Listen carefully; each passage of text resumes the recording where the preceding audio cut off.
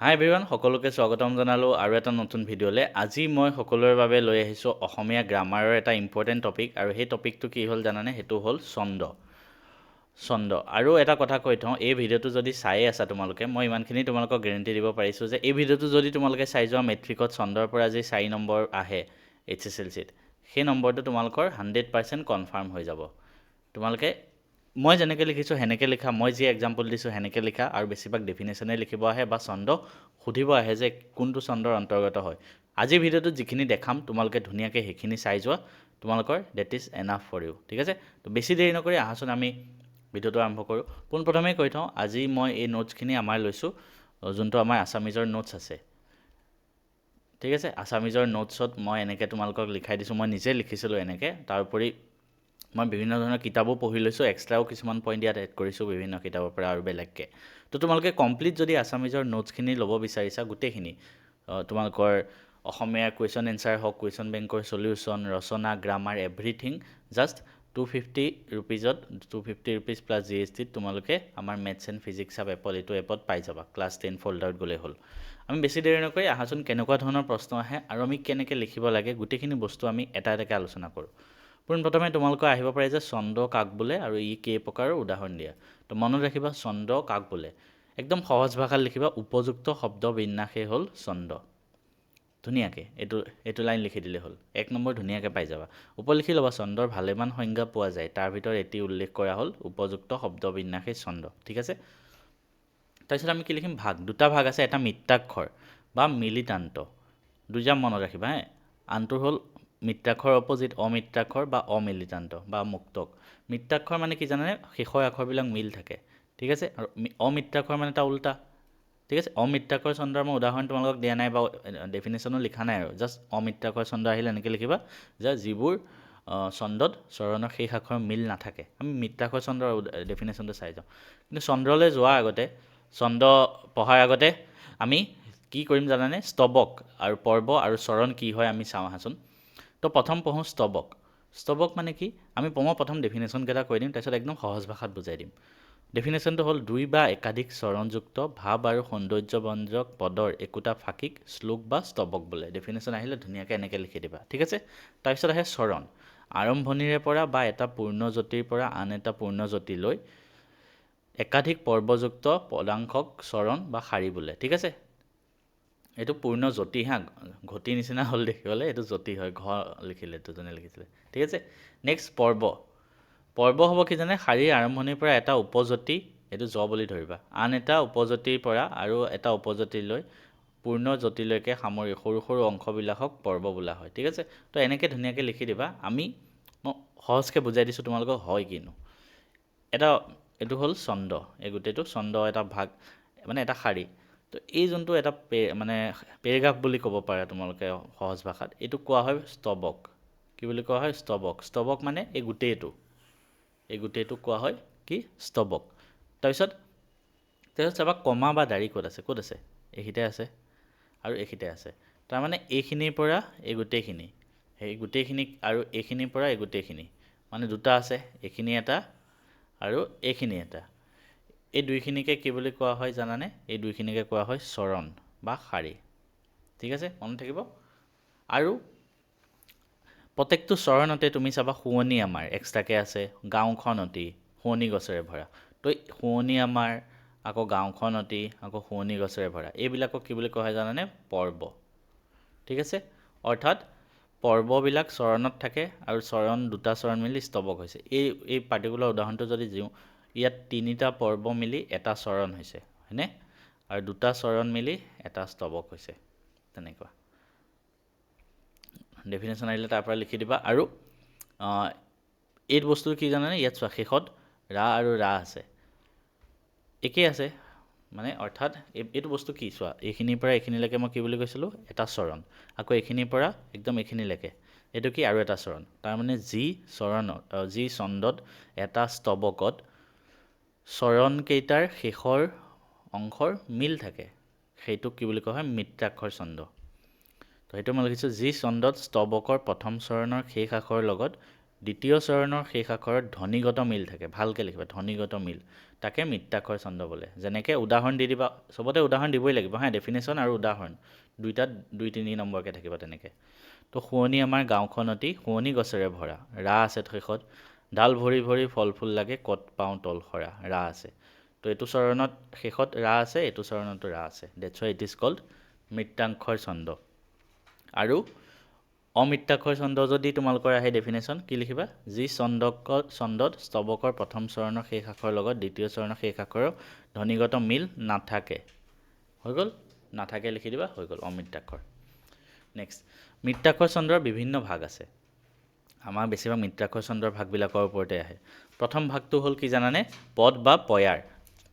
পদ বা পয়াৰ, ঠিক আছে। তো পদ বা পয়াৰ কি, 8 + 6 = 14। কিছুমান বস্তু তোমালোকক মনত ৰাখিব ক'ম। পদ বা পয়াৰ এনেকৈ মনত ৰাখিব পাৰে, 86 স্কুৱেৰ বুলিও মনত ৰাখিব পাৰে হে। অৰ্থাৎ কি চোৱা, মই ডাইৰেক্ট কৈ দিছোঁ, একদম সহজ ভাষাত বুজাই দিছোঁ।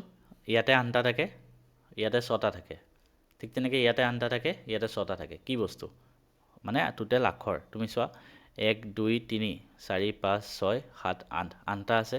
তাৰপিছত দ্বিতীয় পৰ্বত কি আছে, 1 2 3 4 5 6 6টা। চিমিলাৰলি ইয়াতো 8টা আৰু 6টা, তো 86 স্কুৱেৰ। অৰ্থাৎ এইবিধ ছন্দৰ স্তৱকত দুটাকৈ চৰণ থাকে।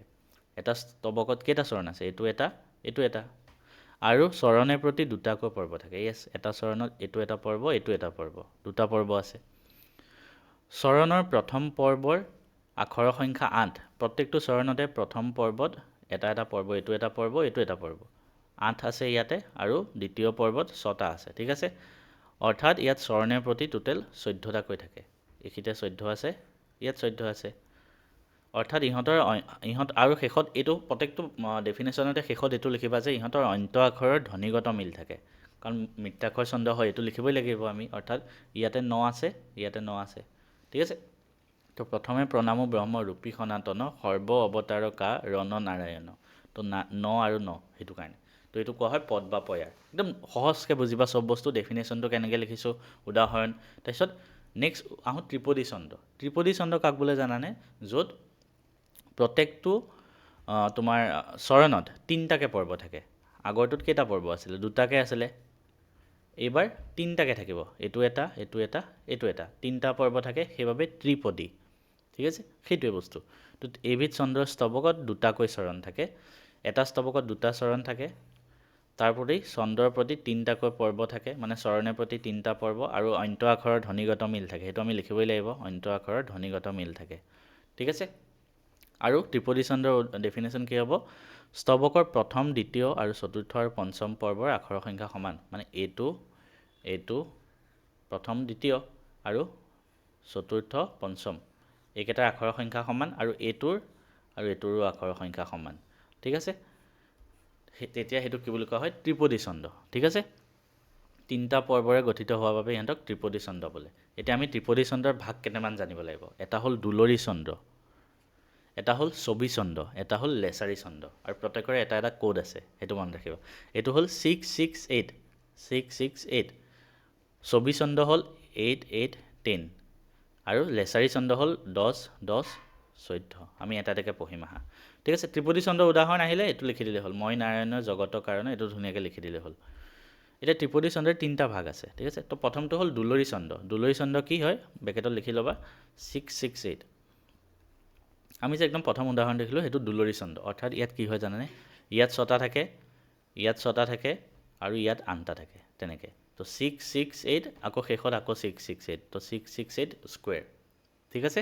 তো সেইটোৱে, বাকীখিনি তোমালোকে লিখক। এইবিধ ছন্দৰ স্তৱকত দুটাকৈ চৰণ থাকে, 2টা চৰণ, আৰু চৰণে প্ৰতি 3টা পৰ্ব থাকে, য়েছ 3টা, আৰু স্তৱকৰ প্ৰথম দ্বিতীয় চতুৰ্থ আৰু পঞ্চম পৰ্বত 6টা, আনহাতে তৃতীয় আৰু ষষ্ঠ পৰ্বত 8টা থাকে। প্ৰথম দ্বিতীয় চতুৰ্থ আৰু পঞ্চমত 6টা 6টা, তাৰপিছত তৃতীয় আৰু ষষ্ঠত 8টা, আৰু শেষত এইটো লাইন লিখিব লাগিব, ইহঁতৰ অন্ত আখৰৰ ধ্বনিগত মিল থাকে, ঠিক আছে। আৰু উদাহৰণ এইটো লিখি দিবা। তাৰপিছত চাম ছবি ছন্দ। ছবি ছন্দ এবাৰ কি হ'ব, 8 8 10, 8 8 10 স্কুৱেৰ। ত্ৰিপদী ছন্দই হ'ব 3টা পৰ্ব। তাৰপিছত ইয়াত কি হ'ব চোৱা, 1 2 3 4 5 6 7 8, 8টা আছে। ইয়াত 1 2 3 4 5 6 7 8, 8টা আছে।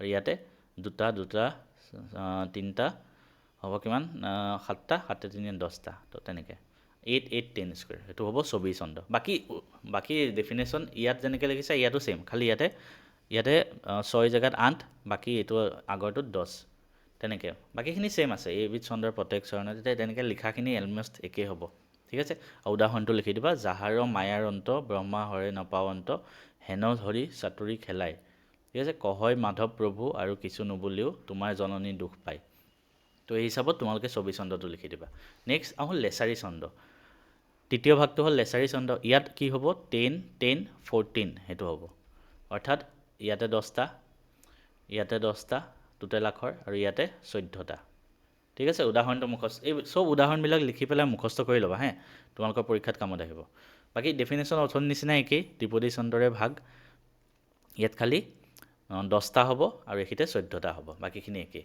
অৰ্থাৎ আমি এতিয়ালৈকে ত্ৰিপদী চন্দ্ৰ শিকিলোঁ ত্ৰিপদী চন্দ্ৰৰ আমি 3টা ভাগ শিকিলোঁ ঠিক আছে প্ৰথম আমি শিকিলোঁ পদ বা পয়াৰ চন্দ্ৰ এইবিলাক সব মিত্ৰাক্ষৰ চন্দ্ৰ হয় মানে শেষৰ আখৰটো মিল থাকে তাৰপিছত ত্ৰিপদী চন্দ্ৰ য'ত 3টা পৰ্ব থাকে তাৰ আমি কেইটা শিকিলোঁ আমি তাৰ 3টা ভাগ শিকিলোঁ এটা হ'ল দুলৰী এটা হ'ল 24 চন্দ্ৰ এটা হ'ল তোমাৰ কি লেচাৰী চন্দ্ৰ তো পদ বা পয়াৰত কি হয় পদ বা পয়াৰত আমাৰ কি হয় চোৱা আমি একদম প্ৰথমটো যোনটো শিকিছিলোঁ 8 + 6 হয়নে তো পদ বা পয়াৰত আমাৰ হয় মই এখিতে আকৌ এবাৰ ৰিপিট কৰিছোঁ 86 স্কুৱেৰ দুলৰী চন্দ্ৰত কি হয় চোৱা 668 স্কুৱেৰ ইয়াত কি হয় 8 8 10 স্কুৱেৰ হয়নে আৰু ইয়াতে হয় 10 10 14 স্কুৱেৰ তো এইকেইটা কোড মনত ৰাখিবা তেনেকৈ নেক্সট জুমুৰা